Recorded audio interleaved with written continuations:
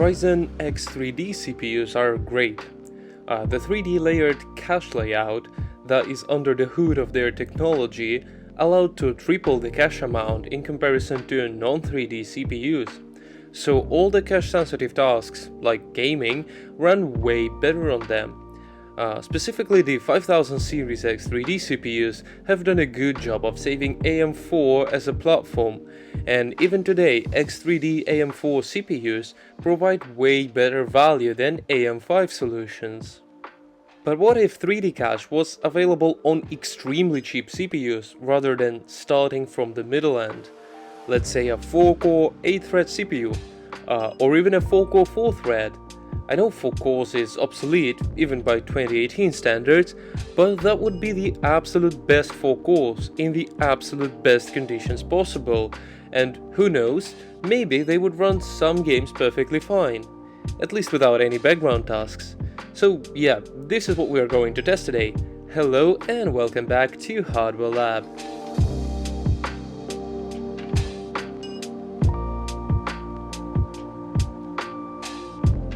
The official X3D lineup on AM4 includes an 8-core 16-thread Ryzen 7 5700 X3D with the operational frequency of 4.05 GHz and 96 MHz of L3, and a Ryzen 5 5600 X3D with less cores but higher clocks and the same amount of cache.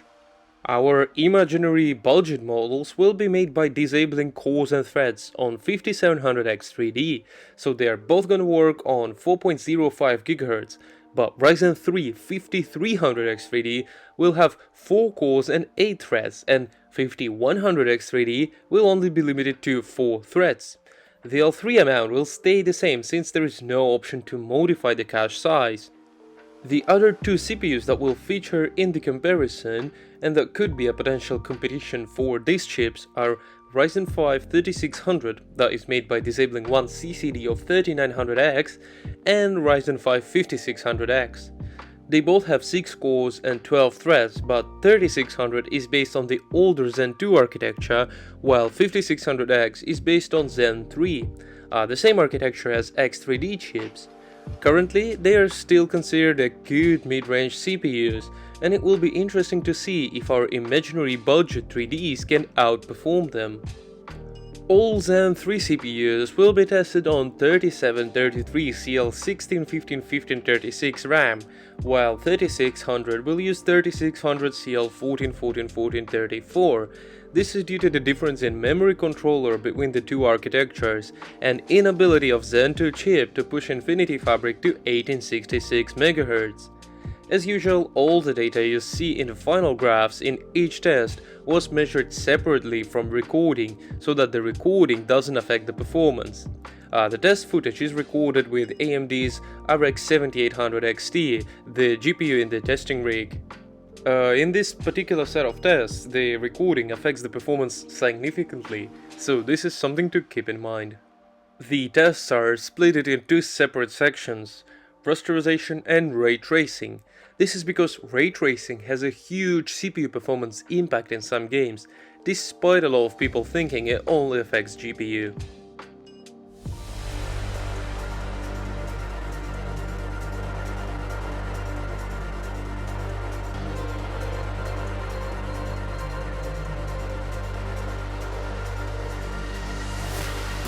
Starting with an old and simple game that mostly utilizes a single thread, we can see that the cache buffer in this type of games is not an issue.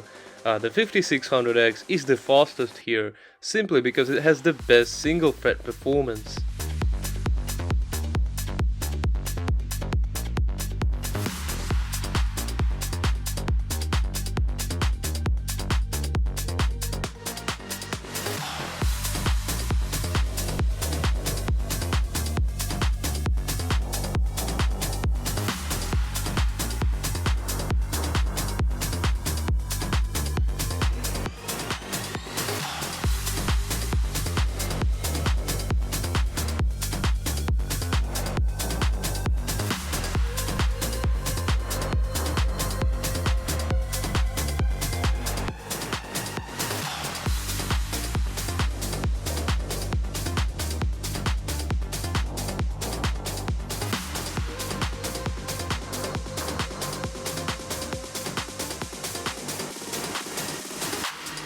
This game also can't utilize multithreading properly, and is not really great in terms of CPU scalability.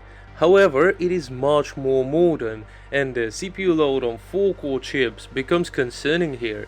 5300X is the fastest despite all that, and the 3600 is the slowest, losing even in comparison with 4-core 4-thread chip.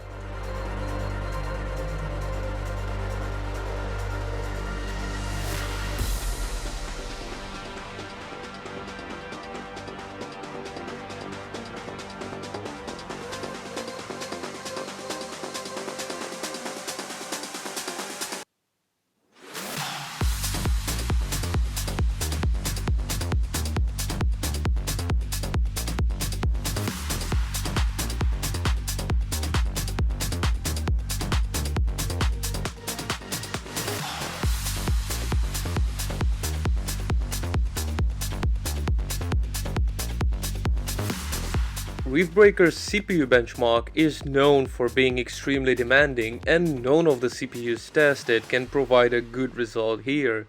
However, in terms of frame time stability, or in this case instability, our imaginary 4-core CPUs are way behind the competition.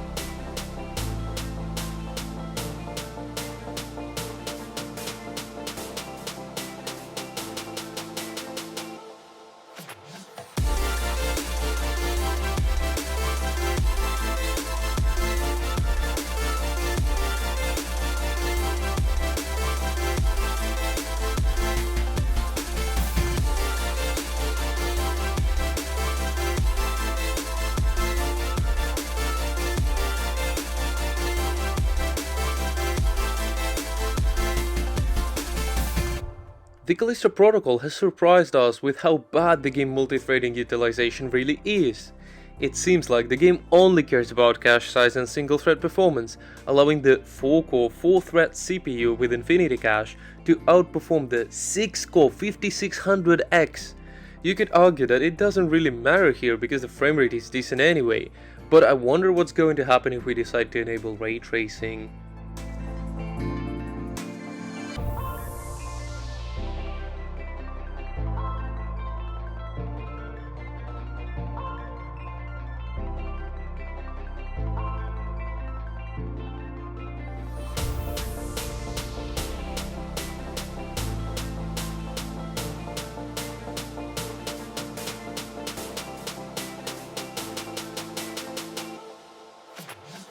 Hogwarts Legacy is a broken game in terms of CPU usage, so neither of the processors perform particularly well. However, unlike Callisto Protocol, additional 2 cores on 3600 and 5600X don't seem that useless here, and 4-core 4-thread CPU is now the worst of 4.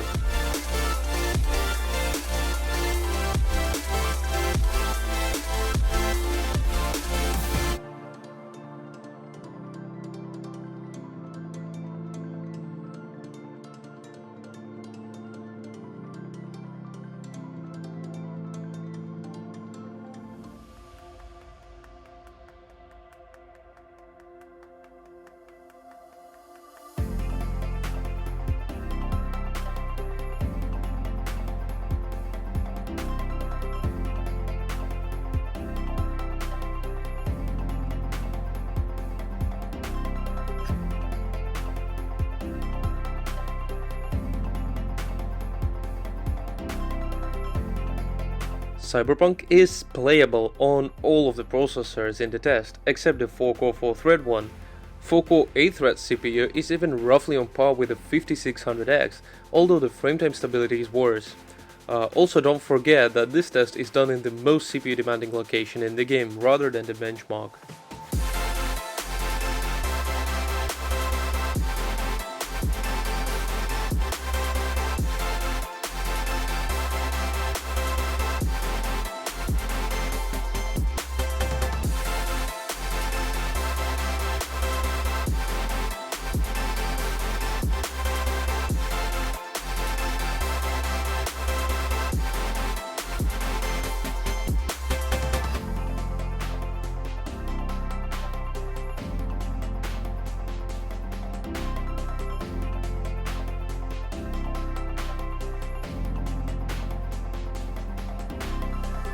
Another modern and extremely CPU demanding game, and another failed attempt of 4 cores 4 threads to provide playable FPS.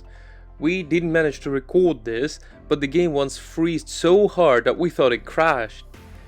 The 8-thread 3D processor is still doing fine though, but this time noticeably behind the 5600X and even 3600 in terms of stability.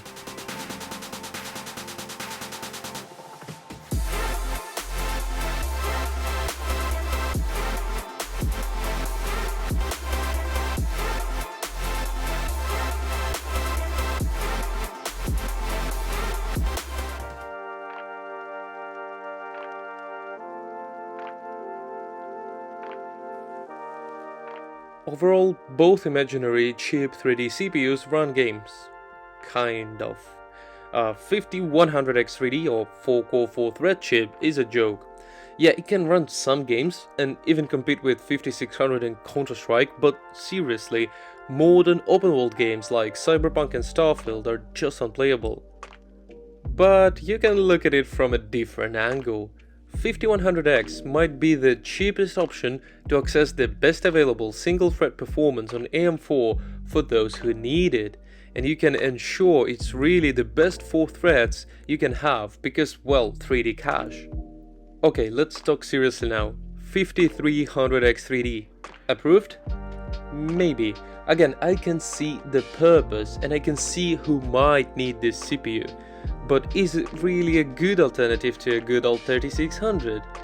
That's a bit of a personal question, but the option to choose could be good, yeah.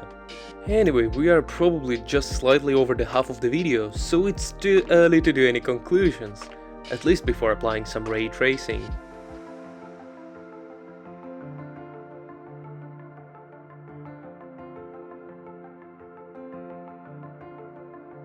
We decided to include the Taylor's Principle 2 in the RT section because technically it ray traces in real time. We also decided to test it in the pod traveling section since it looks the most CPU demanding. Surprisingly, 5300X wins this round and 5100 loses by much. Still, the game is playable on all of the tested CPUs.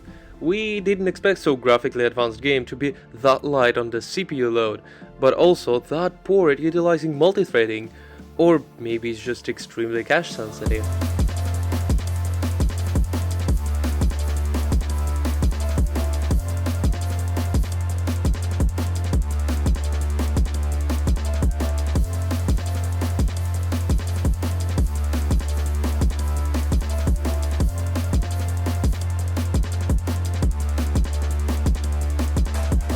Enabling ray tracing in this game makes it extremely CPU demanding.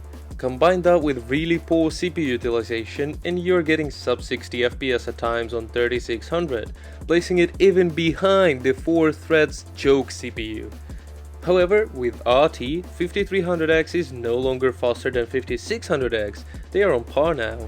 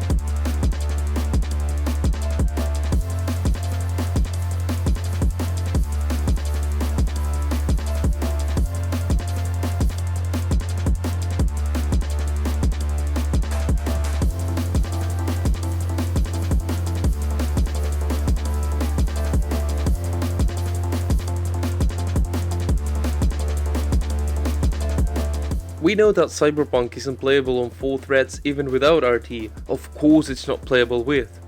5300X3D on the other hand actually surprises with decent results.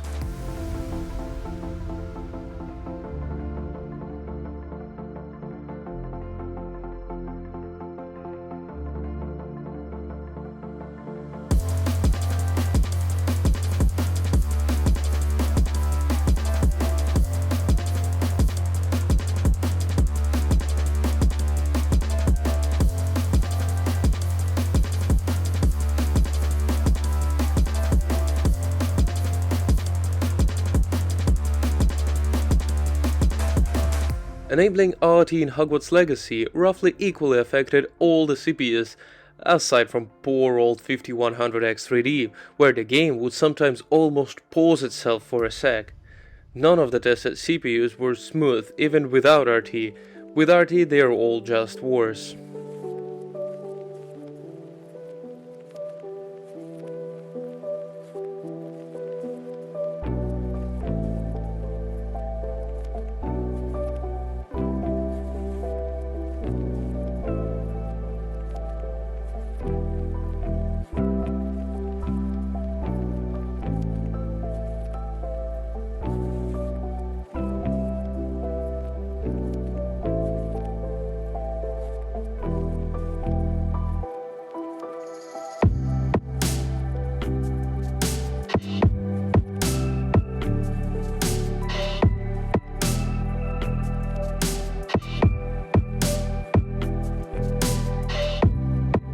So 5300 X3D, our imaginary little hard-walking guy, is not that bad in ray tracing either.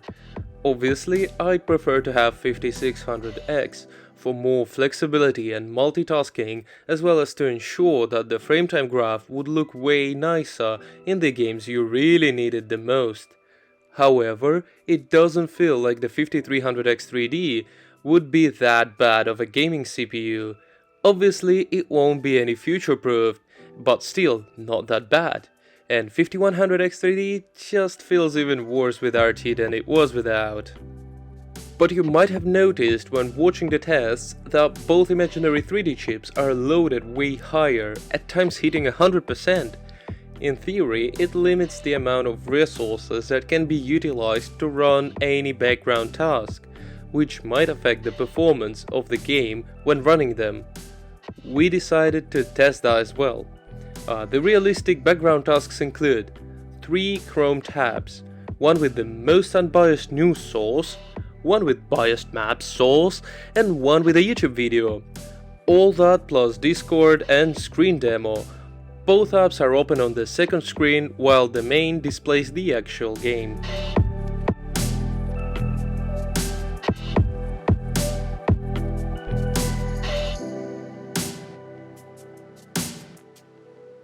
In CS2, 4-thread CPU shows the most noticeable frametime stability decrease. Yes, the average FPS is still competitive and the game is more than playable on all the chips. But it's noticeable that in more realistic use case scenario, 4 threads is way less than ideal, even for Counter-Strike.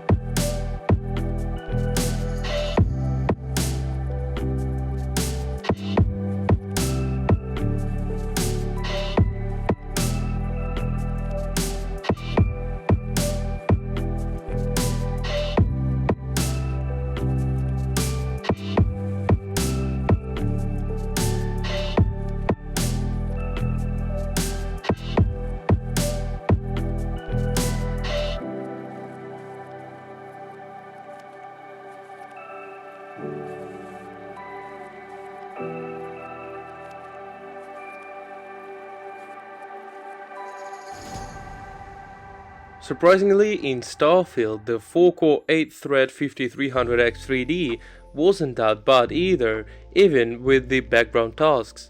I mean, it's bad and worse than 3600 in terms of stability, don't get me wrong, but we expected it to be much worse in this test. Same can't be said about 4-thread CPU though, it is literally completely unplayable.